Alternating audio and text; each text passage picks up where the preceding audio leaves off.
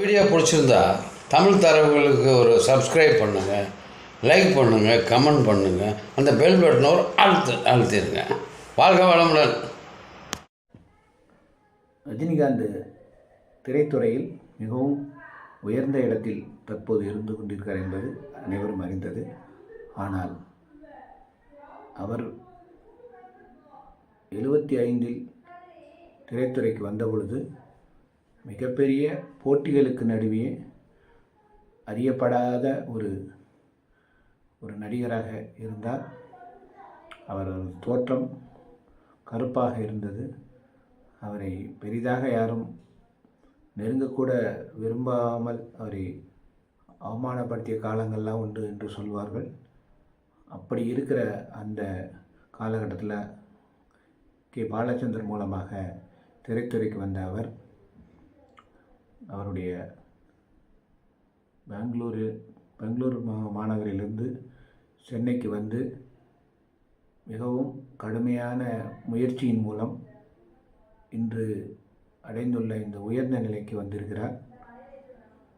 அப்போ பார்த்தீங்கன்னா 75 80களில் இந்தியாவில் தமிழ் திரைத்துறை வந்து மிகவும் உயர்ந்த நிலை.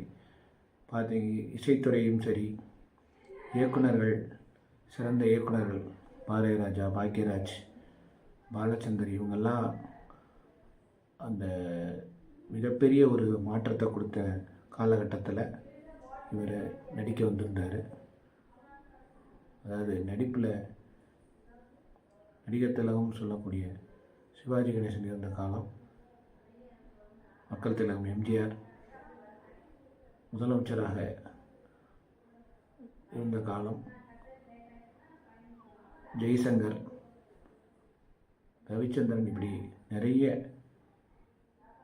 உயர்ந்த நடிகர்கள் எல்லாம் இருந்த காலத்தில் தனது திரைத்துறை பயணத்தை துவங்கிய ரஜினிகாந்த் அந்த போட்டிகளை எப்படி சமாளித்தார், அவர் அதற்காக எடுத்துக்கொண்ட முயற்சிகள் என்னென்ன, ரசிகராகிய உங்களிடமிருந்து தெரிந்து கொள்ள விரும்புகிறோம்.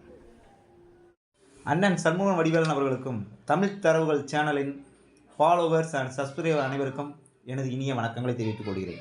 இன்று தமிழக சூப்பர் ஸ்டார் திரு ரஜினிகாந்த் அவர்களின் பிறந்தநாள்.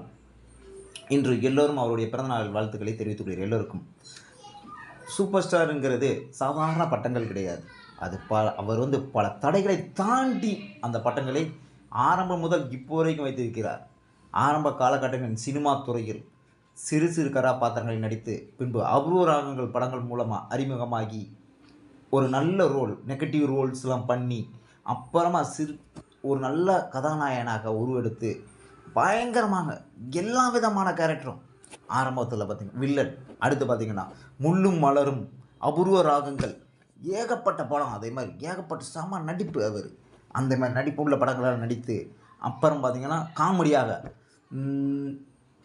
தில்லு முள்ளு அந்த படம், அப்புறம் ஆக்ஷன் மூவி பில்லா, முரட்டுக்காலை, செம படம் எல்லாத்தையும் நடித்து தன்னுடைய தனித்துவத்தை நிரூபித்து இப்போ வரைக்கும் சூப்பர் ஸ்டார் அப்படிங்கிறத நிரூபிச்சிருக்கார். இப்போ வரைக்கும் தமிழ்நாட்டில் அவர் படம் ரிலீஸ் ஆனால் வேறு எந்த படமும் ரிலீஸ் ஆகாது. அந்தளவுக்கு மாஸ் ஹீரோவாக இருக்கிறார். அவர் காலகட்டத்தில் பார்த்திங்கன்னா பெரிய பெரிய ஜாம்பவாங்கலாம் தமிழ் சினிமாவில் நடிகர்களாக இருந்தாங்க. அவங்க யாரும் இப்போதைக்கு ஐடியாவே இல்லாமல் போயிட்டாங்க.